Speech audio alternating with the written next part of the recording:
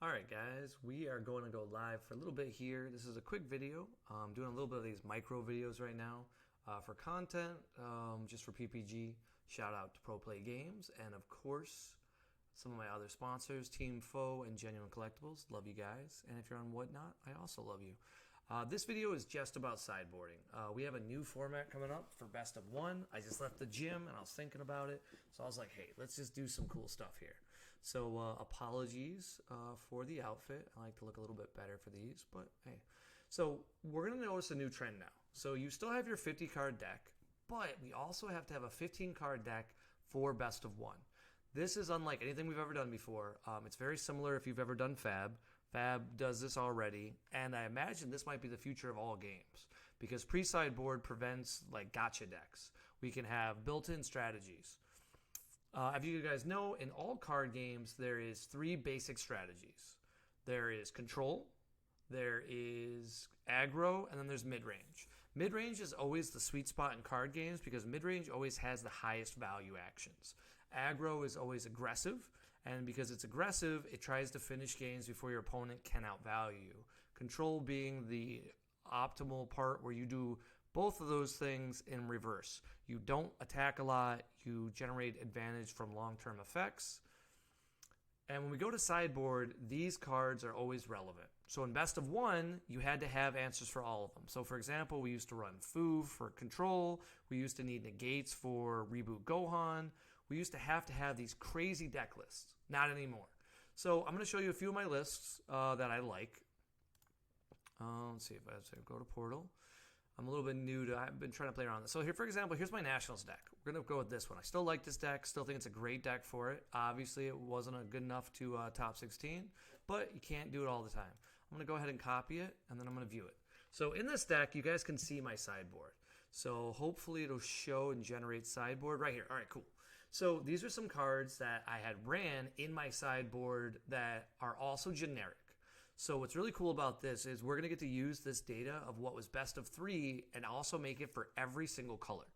So Deborah, hand control is always going to be a best of 1 strategy. Everybody probably needs 4 Deborahs in their sideboard. That means we only have 11 spots remaining for the rest of our strategies. So that's hand control, generally speaking, is going to be under that control variant. They try to get their card advantage from long term.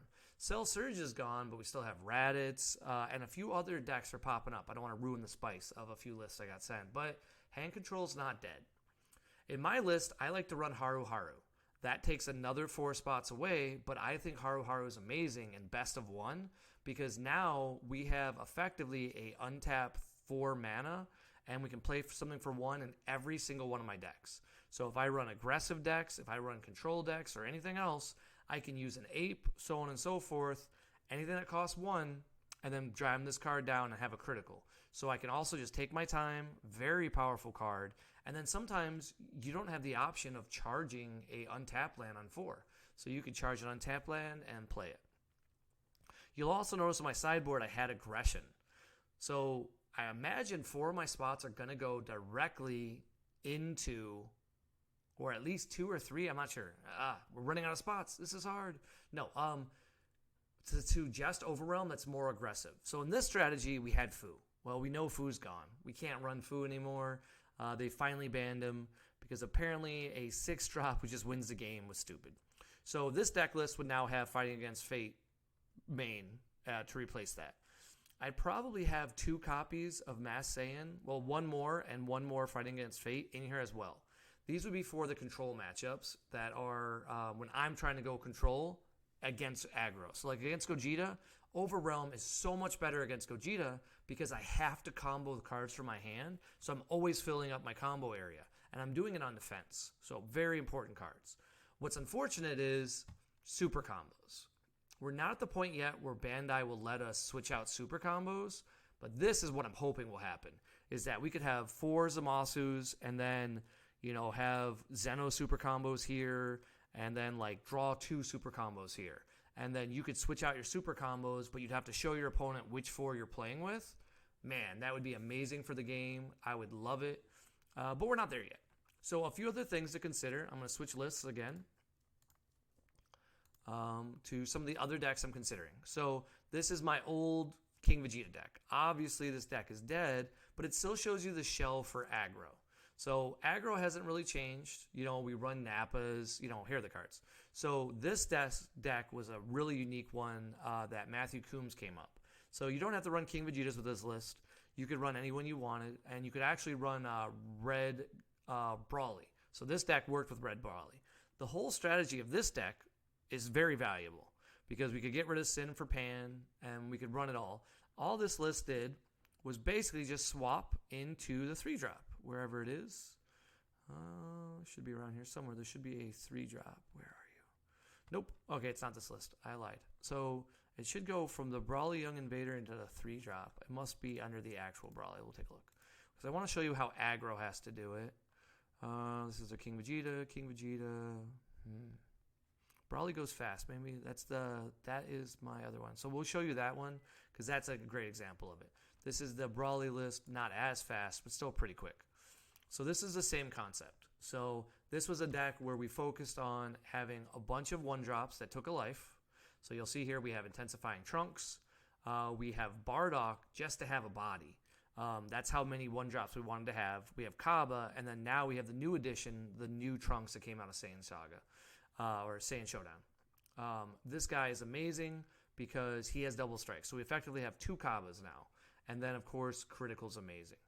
The whole concept of this deck was really cool, was now we have a red-green for Awakening because, you know, the location did no effect to us. We had the ability to use Goten. Now, this deck was very weak to certain strategies, one of them being like Hachiyak. Well, Hachiyak prevented me from playing this deck. Well, now we're going to a best-of-1 format, so I couldn't have played it because I'm afraid of Hachiyak. Well, the sideboard in this deck, we're going to have to run Deborah, because I already talked about it. I probably would run Haru Haru, because of what we just talked about. I could play a Brawly, play Haru Haru, untap my energy, play another Brawly, and then play another Haru Haru. Like, the amount of aggression I could get on 4 would be phenomenal. So if my opponent's green or yellow, I can have that great advantage going into the game.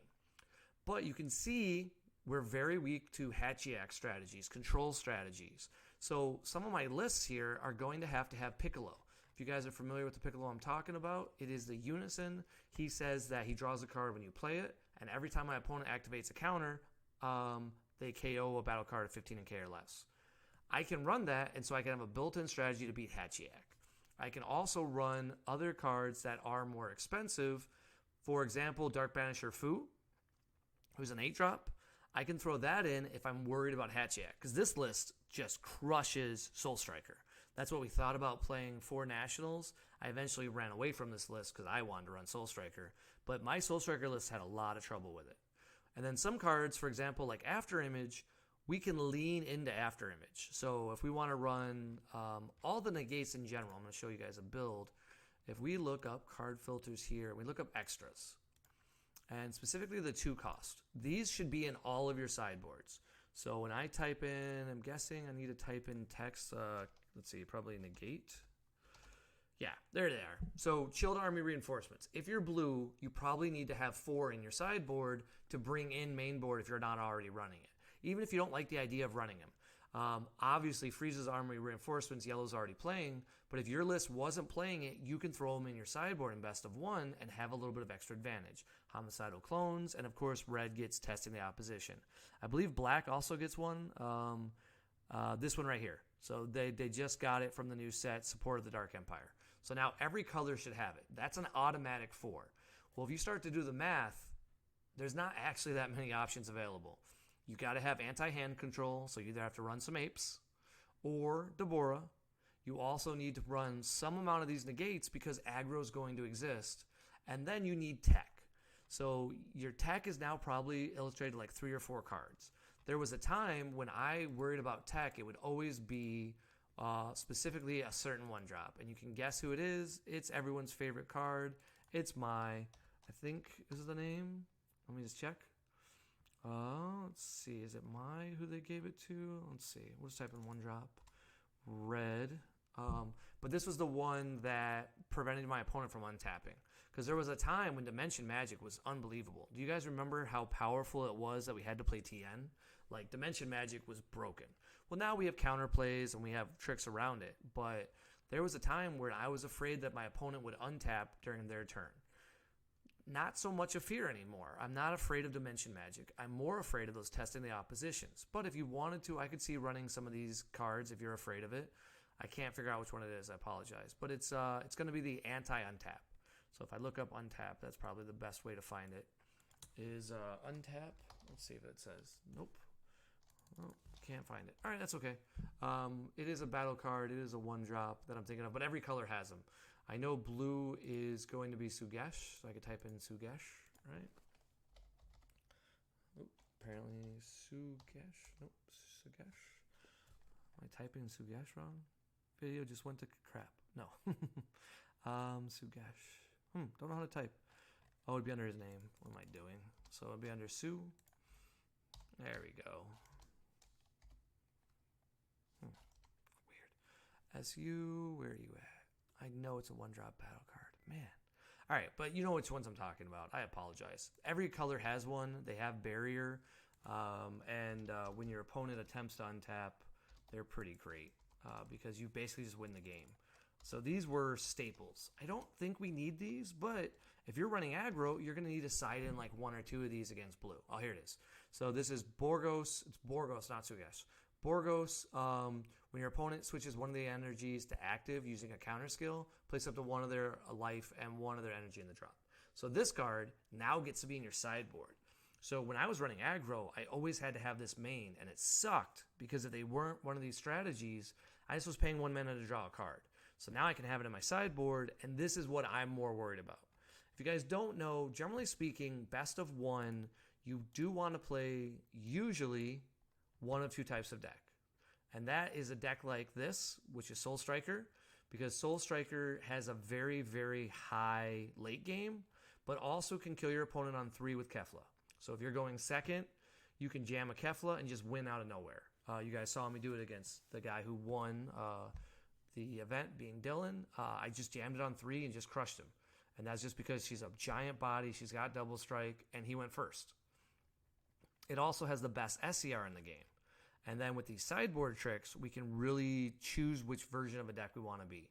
If we think our opponent's more control-oriented, we can bring in cards like Majin Buu. I probably would run almost this exact same sideboard, but I'd cut Jaren, I'd cut this, and I'd cut this probably just for some more Overwhelm and some more options that cost 1. Because that was the biggest thing, is in this build I ran Dimension Magic. So I would switch that out ahead of time for those negates I told you have to run. Lean into them. I tried to say they were terrible. I tried to get away from them. But every color is going to have the same option now, and it's going to be nice. So you saw Eddie did a video where he talked about he lost every game 1. Every single game 1, but then he won enough games in 2 and 3 that he got top 8. He couldn't play in the event after, so he did take the L. But, you know, that's impressive because it tells you that sideboard is very relevant. Also, don't sleep on the fact that your SCR, if you have to, you can always side it out. Like, there's going to be some matchups where you don't want it. Just kidding. No, you're probably going to always want it. But if you have a situational sideboard, you could, like, that's what I want in the future. Could you imagine if we could switch out SCRs? Like, why not? I think your 50-card deck should have it. That's my hope in the future. But, like, for my deck, this is currently what I'm on. It's a Soul Striker. There's no secret about it. But one of the cards I'm thinking about in my sideboard is I'm running 4 Gogeta. Now, I run 4 Gogeta because I'm afraid of people having removal that's good against Soul Striker. Well, I can lean now in my sideboard and have more babies main.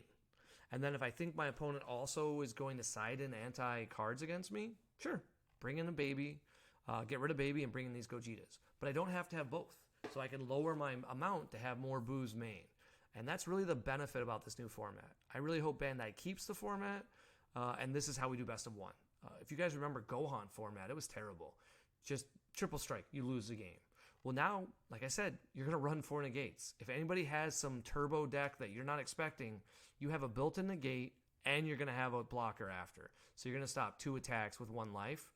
It's going to be way better. If they run like Pan and try to Champa you, you can be like, nope, we're not playing that game. You are not going to just drop Pan on me and then just Champa me. I'm going to take a negate, and we're going to stop this. So that's what I want to see. You're going to see a lot more skill choices for top 8. I did decide to go to Miami. I do like Flesh and Blood, don't get me wrong. I think Flesh and Blood might be my next big game that I spend more time on.